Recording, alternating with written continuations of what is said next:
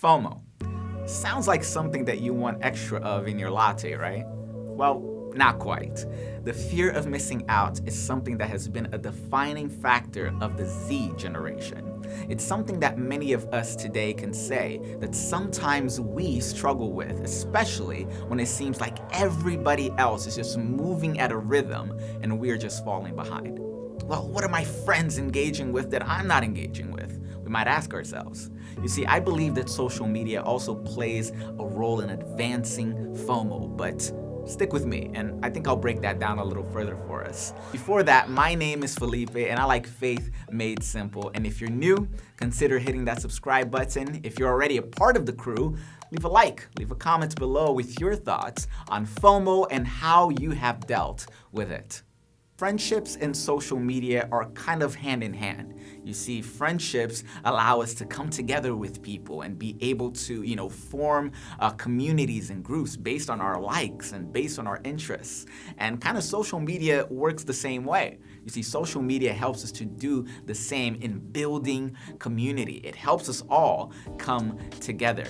But you see, once in a while, people and social media will push a certain thing, like a show or a video or a song, a little excessively through references and memes and innuendos and jokes that only the people that had contact with that thing will understand. Let me give you an example. You will not imagine the amount of memes and references to the show Euphoria I keep finding online. It is trending.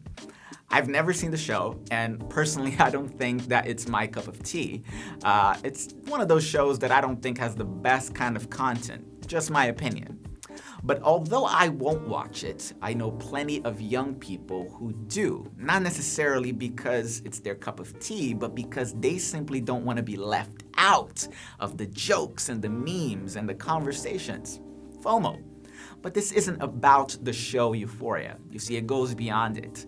FOMO runs TikTok, it runs Instagram, and many people will be drawn to certain content because of what they see on TikTok and Instagram. Talk about #facts.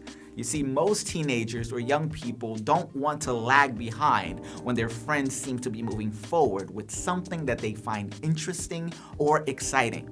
So do we just jump on a trend because it's trending? Or do we take a step back and evaluate it for its value before actually jumping in? The Apostle Paul invites every follower of Jesus not to conform to the trends of this world, but to be transformed by the renewal of our minds in Romans chapter 12, verse 2. You see, that doesn't mean that we're going to become like cave people, living under a rock and not in tune with the world around us. You see, it does mean, however, that we accept the discernment and the wisdom from God to decide what we choose to let into our lives based on its benefits.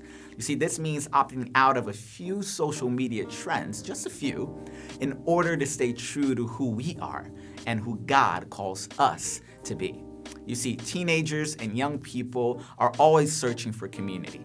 But listen, don't ever compromise yourself for community. Never, ever compromise who you are just so you can belong somewhere. You see, friends don't need to be exactly into the same things in order to be friends, and that's okay. And if you're somebody dealing with a feeling of confliction, with being who you really are versus having to conform to the interests of a group, I hope that you take this word to heart.